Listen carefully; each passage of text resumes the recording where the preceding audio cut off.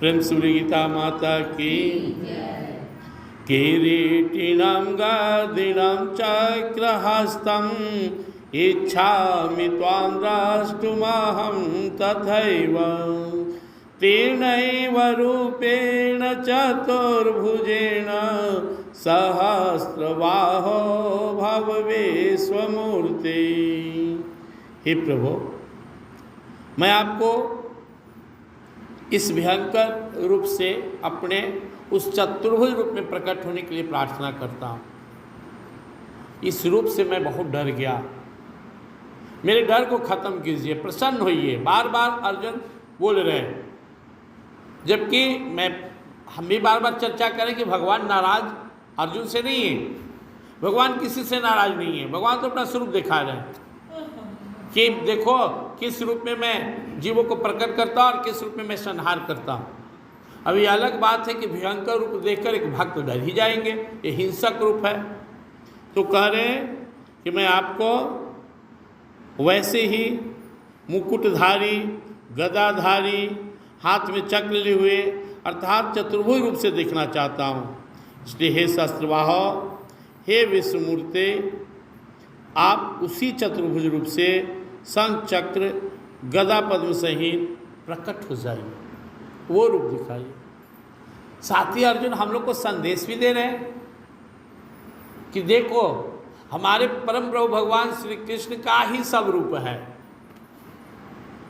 भगवान श्री कृष्ण ही नारायण स्वरूप में भी हैं, भगवान श्री कृष्ण विष्णु स्वरूप में भी हैं, भगवान श्री कृष्ण काल स्वरूप भी हैं।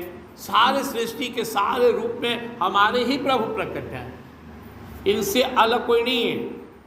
और ये बात पहले भी हम लोग गीता में सुने भगवान से, 7वां अध्याय के 7वां श्लोक में भगवान ने कहा, मतः प्रतिरमणानित किंचित हस्ति धनंजय मई सर्मिदम प्रोत्तम सूत्रे मणिगणाइव। अर्जुन, मेरे सिवा कुछ नहीं है, सारा ब्रह्मांड मुझ में वैसे ही गूथा हुआ है जैसे मोती माला में पिरोए रहता है।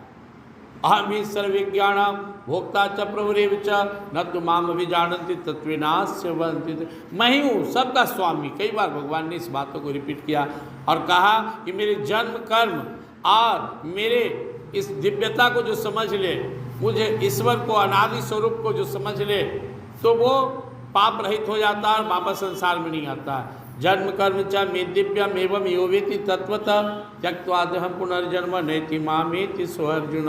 मेरे जन्म कर्म के प्रभाव को कोई समझ ले तो वापस संसार में नहीं आएगा। यो मामजमनादिम च वीति लोकमहेश्वरम असमूढ़ समर्थेषु सर्वपापै प्रमुच्यते।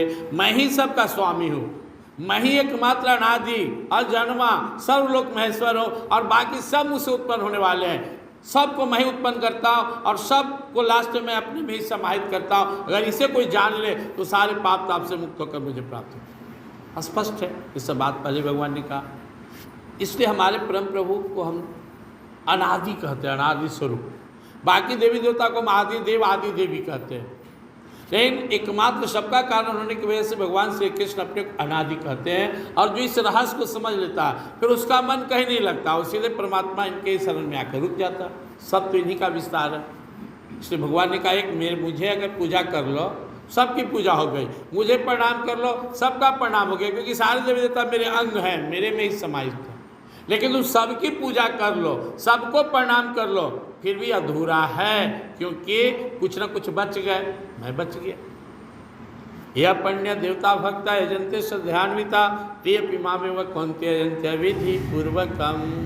देवी देवताओं की पूजा अविधि पूर्वक है और हम कितना भी कर ले लेकिन हम पूर्ण नहीं कर सकते हैं। अब कोई हमारा हाथ का सेवा करे, पैर का सेवा करे, सिर का सेवा करे, फिर भी हमारा कोई ना कोई अंग तो छूट ही जाएगा। लेकिन अगर हम ही खुश हो गए हमारा सब सेवा हो गया। तो भगवान श्री कृष्ण एकमात्र परमात्मा है, सबके मूल कारण है। और इस बात को अर्जुन के माध्यम से हम लोग भी समझ रहे हैं कि कैसे सब के सब उन्हीं में समाहित है। और जो अर्जुन भगवान श्री कृष्ण जी महाराज से प्रार्थना की कि अब मैं आपका वह रूप देखा या विश्व रूप देखा, अब मैं आपके उस नारायण स्वरूप चतुर्भुज रूप को देखना चाहता हूँ। भगवान बोले ठीक है देखो। इसका भगवान अर्जुन को उस चतुर्भुज रूप का दर्शन कराएं। प्रेम श्री वृंदावन बिहारी गीता माता की जय।